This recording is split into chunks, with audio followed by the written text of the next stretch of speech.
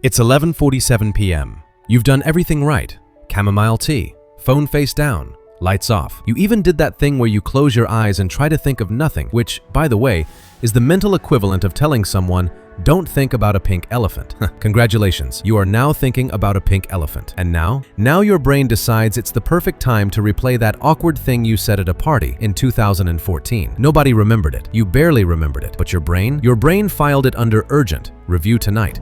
Priority 1, above everything else. Why does this happen? Why does the moment your head hits the pillow, your mind suddenly becomes the most productive it's been all day, just pointed in the completely wrong direction? You could have used this energy at 2 p.m., but no, your brain saved it for now. There's actual psychology behind this, and once you understand it, you'll stop blaming yourself and start understanding the specific type of late-night thinker you actually are. Because not everyone's brain hijacks bedtime the same way. There are distinct patterns, recognizable profiles, and one of them is almost certainly you. Number 1, the unfinished business keeper. Picture this: someone lies down, closes their eyes, and within 30 seconds mentally reconstructs their entire to-do list. Not just tomorrow's tasks, all tasks. The email they drafted but didn't send. The conversation they need to have but keep postponing. The form, the appointment, the thing they promised their colleague 3 weeks ago and quietly hoped would just dissolve into the universe. It did not dissolve. It is here now, at midnight, wearing a little hat. Psychologists call this the Zygarnik effect, named after Soviet psychologist Bluma Zygarnik, who discovered that the human brain holds onto incomplete tasks with a kind of obsessive grip. Finished tasks? The brain files them away quietly, but unfinished ones, they linger, they loop, they tap on your mental shoulder at exactly the moment you want silence. Your brain isn't torturing you on purpose. It's doing its job. It's keeping the loop open so you don't forget. The problem is, it doesn't know the difference between 3 p.m. and midnight. It just knows, unresolved, and it will remind you, repeatedly, with great enthusiasm. If this sounds familiar, if you've ever grabbed your phone at 1 a.m. to write a note so your brain will finally let go, you might be an unfinished business keeper. The fix, interestingly, isn't to finish everything, it's to write it down. Research by Michael Scullin at Baylor University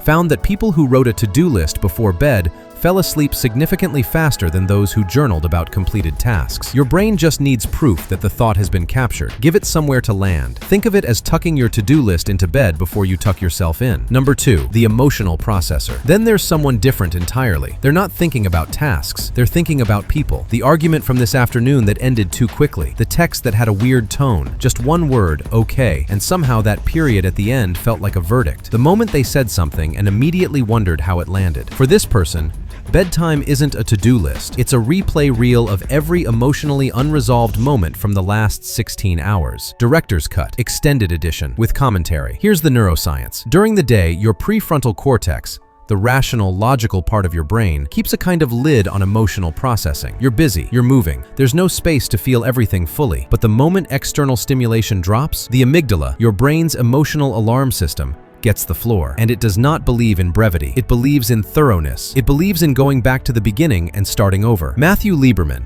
a neuroscientist at UCLA, found that social pain and physical pain activate the same brain regions. When you replay a tense exchange or a moment of rejection, your brain isn't being dramatic. It's treating it like a wound that needs tending. If you're an emotional processor, the worst thing you can do is try to logic your way out of the feeling at midnight. The better move is to name it. Research shows that simply labeling an emotion, I feel anxious about this, I feel hurt by that, reduces amygdala activation. Give the feeling a name, and it loses a little of its power. It's surprisingly hard to stay terrified of something you've just called a medium-sized worry about a Tuesday. Number 3, the catastrophic forecaster. But here's the twist.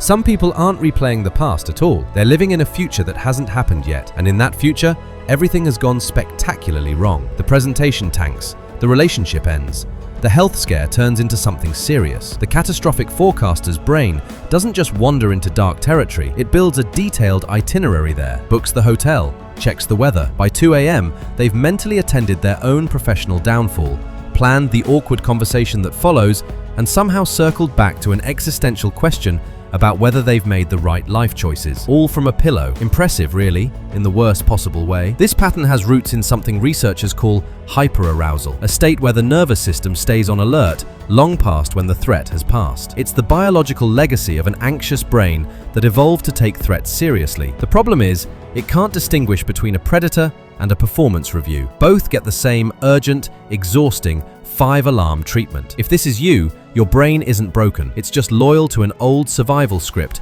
that was written for a very different world. One technique that genuinely helps? Scheduled worry time. Yes, it sounds almost comically structured, like putting panic in your Google Calendar. But research by Penn State psychologist Michelle Newman found that deliberately containing worry to a set window during the day significantly reduced intrusive thoughts at night. You're not suppressing the thought, you're postponing it, and that, strangely, is enough. Number 4, the identity auditor. And then there's perhaps the most quietly exhausting type of all, the person who doesn't worry about tasks or people or disasters, they worry about themselves, who they are, who they're becoming, whether the choices they've made are pointing somewhere meaningful or just somewhere busy. Late at night, stripped of every distraction, the question surfaces, is this the life I actually want? Heavy. And yes, it always arrives at 11:50 something, never at a reasonable hour like 3 in the afternoon, when you could actually do something about it. Psychologist Dan McAdams spent decades researching how people make sense of their lives through narrative, the internal story they tell about who they are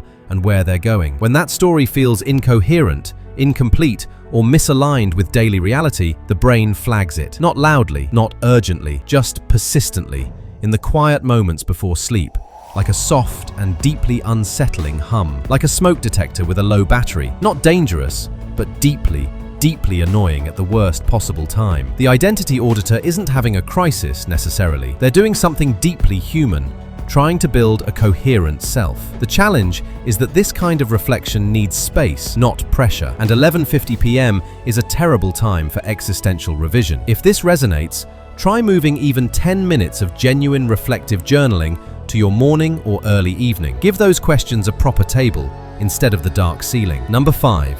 The stimulus addict. Finally, and this one might sting a little, there's the person whose brain won't stop at bedtime simply because it never learned how to. We live in an era of relentless stimulation. Screens, notifications, the dopamine drip of endless content. One more video, one more scroll, one more "I'll stop after this post" that somehow leads to reading a stranger's opinion about a movie from 2009. We've all been there, no judgment. Well, a little judgment. A brain that has been responding to stimulation every 5 minutes all day does not simply switch off because you pulled the covers up. It goes looking for input, and when there isn't any external source, it generates its own. Congratulations, your brain has now become its own content creator. Unfortunately, the content is terrible, and it's airing at midnight. This isn't a character flaw, it's conditioning. B.J. Fogg at Stanford's Behavior Design Lab has shown how powerfully environment shapes automatic behavior. If your bed has become a place where your brain expects stimulation, it will produce it on demand. The transition to sleep requires what researchers call